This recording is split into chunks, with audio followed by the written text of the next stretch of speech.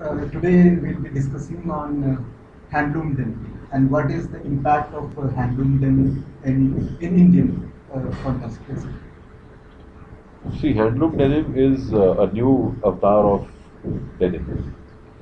Conventionally, denim has been produced in the industrial setups. There are denim mills who actually would dye cotton yarn with indigo dyes and then convert it into a fabric. And subsequently, after the garment has been made, it has to go through a series of steps in which it is laundered or washed. Now, essentially, the denim fabric is the most polluting fabric of all fabric that we know. One, because denim is always characterized by indigo, which is a polluting material. A typical characteristic of indigo dye is that it does not dissolve in water. It is not soluble in water. Number one. Number two, it has no affinity for cotton. So basically, the dyeing of cotton yarn with indigo is a very energy consuming process in which we have to use a lot of steam and heat and all that stuff. And then subsequently, after the fabric is taken off the looms, it has to be, actually physically and chemically damaged to make it wearable. And in that process also, we are using, hardcore chemicals and a lot of electricity and all that stuff. So, and even after that, we are left with residual indigo, which is a big problem to dispose it of. Because you can't just throw it away just like that. So, all these years we've been looking at in Denim Club, we've been looking at the denim industry.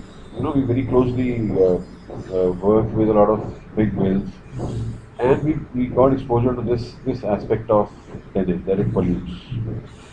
So we tried to figure out an alternative way of making denim, which is eco-friendly.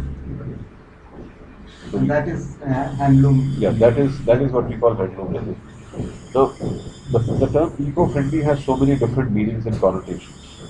What we are looking at here is that we have tried to produce a fabric which is the same technical construction as industrial denim, but can be made without using almost negligible electricity or without burning fuels and without using chemicals. So it's basically sustainable. That is It is, focus. yes, it is a purely sustainable process, which in itself is also a huge employment generator. Because for making denim on handlooms, we had to actually go back to the traditional weavers who've been weaving fabric on handlooms for hundreds of years. Now, most of them, because of the low value they get for their time and products, they had, abandoned their craft and their looms were lying unused. So In a we, way, you are reviving the. yes, so handloom denim in itself is not only a very innovative kind of a but the thought behind it and the philosophy also is, you know, is something which we can call a socially responsible. And it is timely because the government of India is now focusing on Make in India. Yeah, Government of India is, Government of India that way has been promoting handlooms for a very long time. The recent, the current government definitely has a very strong thrust on this, and the minister is quite focused on this. The prime minister also is personally taking interest in, creating more awareness and making khadi and this handloom more popular. And this, in fact, is, to my mind, the way to go, because this is one segment of our international trade, which, if handled properly, can be a huge generator of foreign, what do you call it? Is the export in which is we can do that. Yeah, basically, it can get us a lot of, that word that's foreign exchange, no. And on the other hand, when we talk of, this handloom denim, another plus point is that it is made of 100% cotton, and it is being made on handlooms in such a way that even though the construction is very tight, the fabric still is extremely breathable.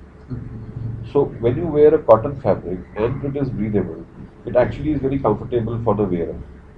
And it is, as they say that This handloom fabric is good in summers as well as good in winters, because in summers it actually makes you feel cooler, and in winters it actually gives you warmth.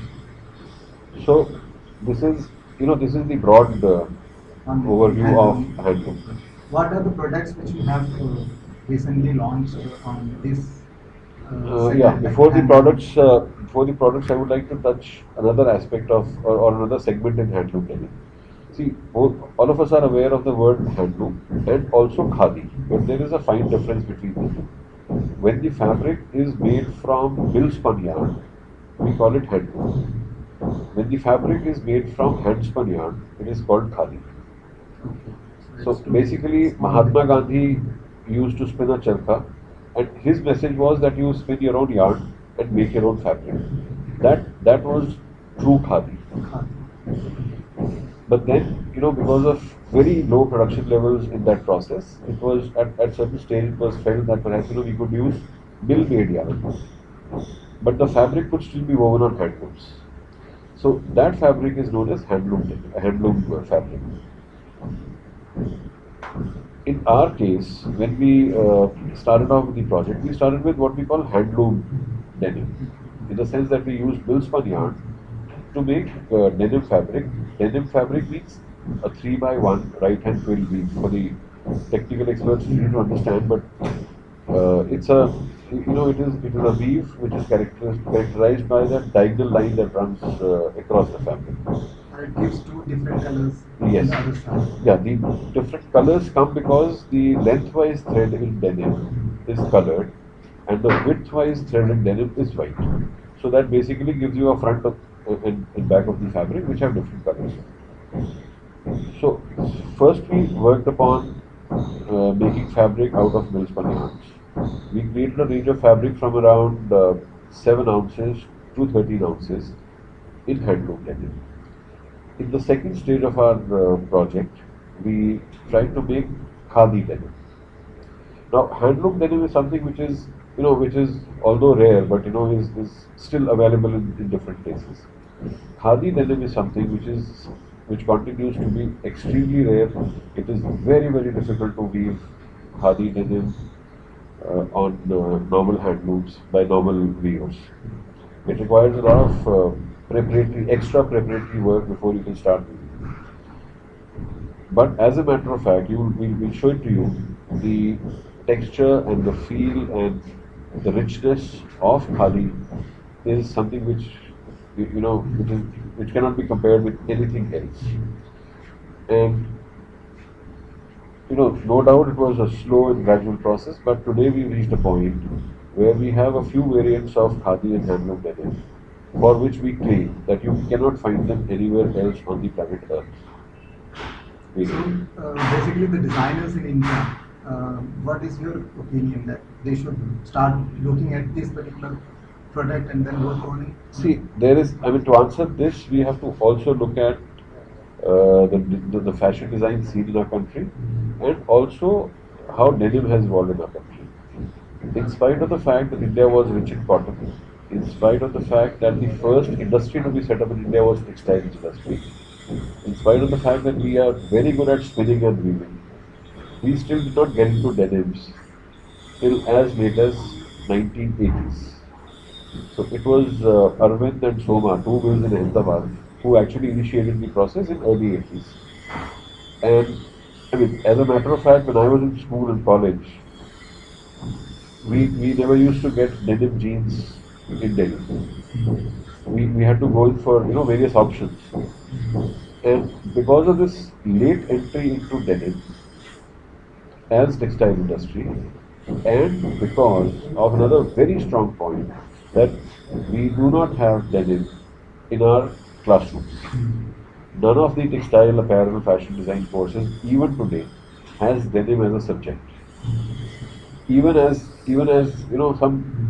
some There used to be some indigo which you have promoted, which students used to go for. yeah, we've been in fact on the denim club platform. We've been doing a lot of things to increase awareness about denim, and so that some of them could be interested in could get opportunities to work with denim, and ultimately they strengthen the industry subsequently. Now, what's happening is because we do not have denim in classroom, and because India entered denim industry much late, we actually do not have fashion designers in our country who work with denim. We actually do not have, except for a couple of them. Okay. So what is that you can look at the attracting the new generation to say handloom denim? Is there any plans? Yes, yes, we in fact are working very strongly on that. One, we are developing an extensive range of collection of garments which can be made only from handloom denim, which cannot be made from industrial denim. We'll show you that range. And after having done that, once we have something to show, we are going to start the process of connecting with the with various institutes, perhaps by way of a national design competition for the students of these fashion, textile, apparel streams for designing not just garments but accessories or whatever they feel like using our fabric. Handloom denim actually will help us in breaking that myth that denim is equal to jeans. Handloom denim allows you to make a huge range of products which cannot be made from industrial denim. We in fact are running a campaign on this in social media, which is titled "There is so much that cannot be done with industrial denim," in which we are trying to create more awareness about what all you can do with. For instance, jackets. We've made a collection of jackets. Even shirts. You have to look at our handloom denim shirts to really understand what I'm talking about. So, but then definitely Indian market is going to respond very slowly to it because Indian market, most of the Indian consumers, even those who are who are spending a lot on clothing, they most of them blindly follow the brands, and it is only the Western countries who actually, in view of the sustainability and eco-friendliness of handloom denim, will eventually promote it. We already are in touch with, for instance, People Tree, a UK-based ethical clothing organization. We've been in touch with them. They have been talking to us for supplying this handloom denim and garments made out of handloom denim. So that is how I see that handloom denim can play a big role in uh, bringing in a revolution, or uh, redefining the applications of denim for clothing.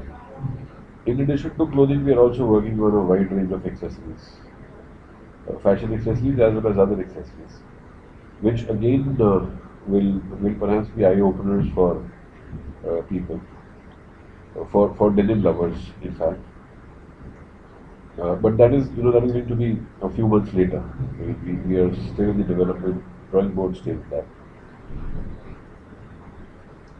So the future of denim, yeah, means the handloom denim. What is that? Future of handloom denim is very bright, and with the way the government of India is supporting and promoting the usage of khadi and handmade fabrics, uh, definitely more and more people, and especially the youth, is getting attracted towards this uh, kind of fabric. And see, one very important thing here is, as I mentioned earlier, also is that you know the production of, or the making of handloom denim or khadi denim is labor intensive. See, entire family is engaged in one part of the process or the other part when we make handloom denim. So it actually generates a lot of gainful employment. Now, that in any case is there with anything which is handmade or any fabric which is handmade. In our case, we've gone one step ahead, rather two steps ahead. First of which is that when we are, we've started promoting the use of natural dyes instead of using indigo and only indigo. We've gone in for natural dyes, wherein we, for example, color is extracted from the peels of a pomegranate, leaves of a eucalyptus tree. In both the cases, the extraction of color and dyeing of yarn is done at normal temperature. If you very quickly look at the process, we collect the pomegranate peels from juice shops. We actually pull it out from their dustbins, cut them into small pieces, dry them in the sun, make a powder manually, filter the powder, clean it and put it in water, let it ferment, let the color come out by keeping it in the sun for a few days, and then we use that liquor to dye the yarn. So what's happening here is that there is some person who actually has to collect those peels and do this entire process and doesn't need to have any kind of qualification or diploma or degree. So when we take this process to the villages, it is possible to generate employment for people who otherwise are simply unemployed. Somebody has to actually look after those peels drying in the sun from morning to evening.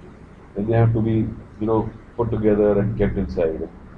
So similarly, in the case of eucalyptus tree leaves, we are, there are eucalyptus tree forests in a lot of them in UP and other places.